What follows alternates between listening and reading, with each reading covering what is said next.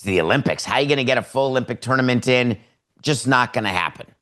Then all of a sudden, it became a point of money where the thought was, wait, if we can get back in the Olympics, we don't have to not do the World Baseball Classic. We can do the World Baseball Classic and have our major league players in the Olympics if we can find a way to not have an all-star game, which is a far more difficult conversation, which we're going to have, and instead make sure the Olympic tournament is played just within the same 5 days that a break would be, because then we don't have to worry about all the players who are not in the Olympics sitting around in the middle of a season with nothing to do and then having to be built back up if they're pitchers or get at bats if they are hitters because they lose their timing. If we can do all that, then I think we would talk about having professional players play in the Olympics. Wait, we can't have the players fly different time zones. They won't do that. So it's got to be an Olympics in the same time zone of one of the United States time zones from LA to New York. So you got 3 hours to work with. That's about it. I mean, you could do it in Iceland, but there aren't any stadiums there, so it'd be super difficult to do. So let's just say the 3 time zones in the United States. All right, we can do that. Then we'd have to make sure that it's played in that period in July when we would normally have the All-Star break. All right, we can do that. We can speak to Casey Wasserman. We can speak to the Olympic Committee and see if they can schedule it in that time frame. Speak to the broadcaster, NBC, figure that out. All right, now what about the money part? World Baseball Classic, we have it figured out very clearly. When we lend a player to play in the World Baseball Classic, if that player gets Diaz'd, which is the new word we use, sorry, Mets fans, sorry, Coca. Diaz is when you get hurt in the World Baseball Classic and miss time, significant time. If you get Diaz'd, you get your salary back. Whatever you pay to that player during the course of that injury is refunded to your team. Okay, we can do that. But that's going to be very costly for Olympic players because who would pay that? Because in the World Baseball Classic, we were more apt to pay it. Why? We were getting the revenue. Think about the economics of it. When you own something and you are trying to get that entity, the World Baseball Classic, to be popular and profitable, you have the ability to find revenue to go with the expenses that you're incurring. What revenue is Major League Baseball getting from the Olympics? I can't think of any, but give me a minute. We've got time here. It's a 2-hour show now. Hold on. Wait for it. Sponsors, no, that goes to the Olympics. Venues, oh, what if it's in a venue where we can collect venue money and then share it amongst the 30 teams? No, that's not going to cut it either. Oh, no. My mind's a blank. If you can get to me at David P. Samson and say, David, you're missing all of the revenue Major League Baseball gets, get to me and I'm happy to read it. So that's a problem because we may have outflow with no inflow. But what if we take money set aside in the collective bargaining agreement, pots of money that is part of the CBA that gets spent in a discretionary basis by both the league and the union? There are pots of money throughout the collective bargaining agreement. What if we take part of that pot of money, use that on insurance premiums in order to get insurance on all the players? We could do that. That may work, actually.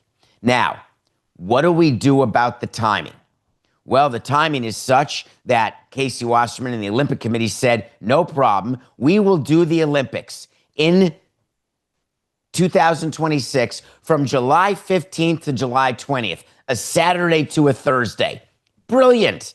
That's coincidentally just about exactly the break. Therefore, the normal All-Star break. We don't have to in any way go to our broadcast partners and say we're delaying the season into mid-November because Fox doesn't like that. They did it for when we had a new CBA after that lockout a couple of years ago. They extended the season by a week, but generally they don't like doing that. But we don't have to go to anybody because that's the exact break that's worked into the schedule. Perfect. Until the players union and the owners and the cities and the teams said, well, we need an all-star game.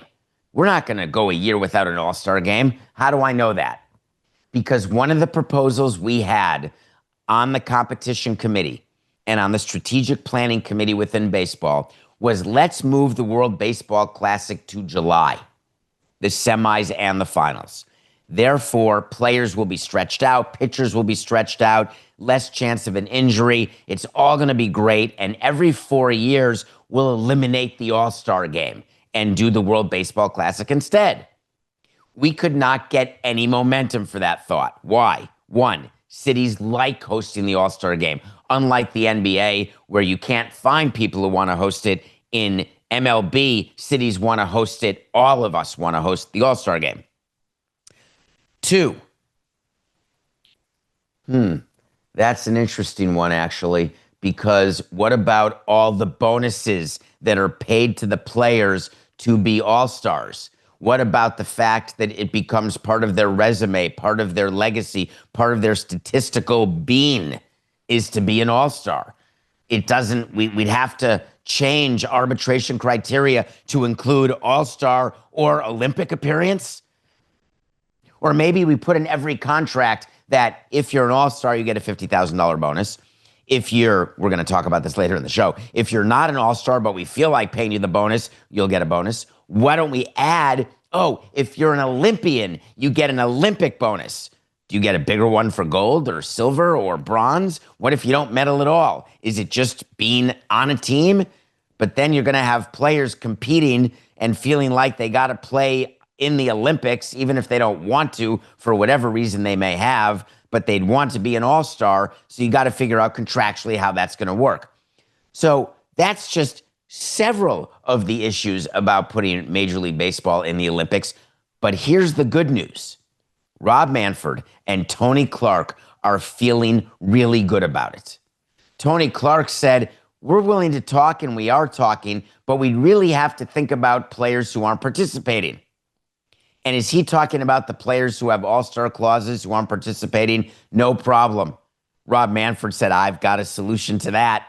Let's put the all-star game in San Francisco.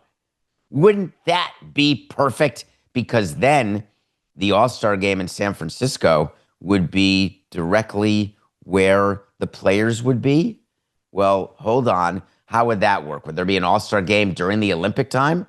That doesn't seem to make sense. You can't change when the All-Star game is going to be this soon. It's in 2026. Oracle Park, it came out yesterday, is the front runner to host the All-Star game in the year that the Summer Olympics are being played in Los Angeles. I may have said Olympics 2026. I meant Olympics 2028, but it doesn't matter. You got the picture. But if the San Francisco Giants host the All-Star game in 28 and baseball has not committed actually where that game would be hosted, then in theory, could players be playing in the Olympic tournament? Because you want the best of the best in the Olympics. Do you have them with a day off? Except there's probably not a day off between the 14th, the 15th, and the 20th when they would do the Olympic baseball tournament. So how would they do that? Would it be anybody who's not in the Olympics, and that would be their way of possibly staying ready? But you don't need to stay ready because the break is the length of the regular break. Why is this an issue?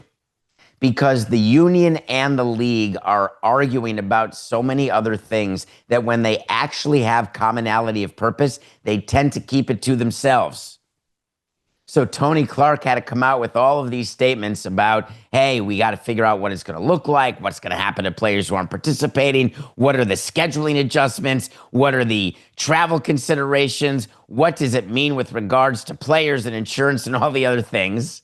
Meanwhile, he's, eye watch trying to, represent the players. Rob Manfred says the other thing, hey, I got to tell you, the idea of playing LA in 28, regardless of the merits of ongoing Olympic participation, wink, wink, we're not flying to Asia during July to do the Olympics. So regardless of that, he said to the Baseball Writers Association, this is an opportunity to market the game on a really global stage, not just partially global when we go to London and Mexico City and all the places we go.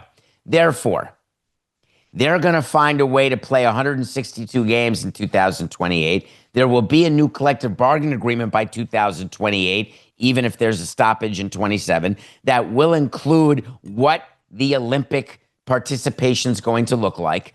It's going to include what the All-Star game is going to look like, because within the CBA, you really get delineated all these things. And again, later in the show, we're going to talk about the All-Star game and bonuses.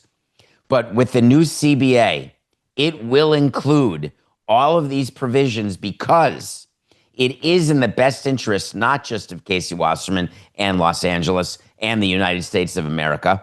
It's in the best interest of baseball and its players to be in the Olympics, because what our dream was that the World Baseball Classic would take the place of the Olympics. After all of these years, the World Baseball Classic is hugely successful, but it really never did take the place of the Olympics. It never did attain status of FIFA's World Cup, as an example.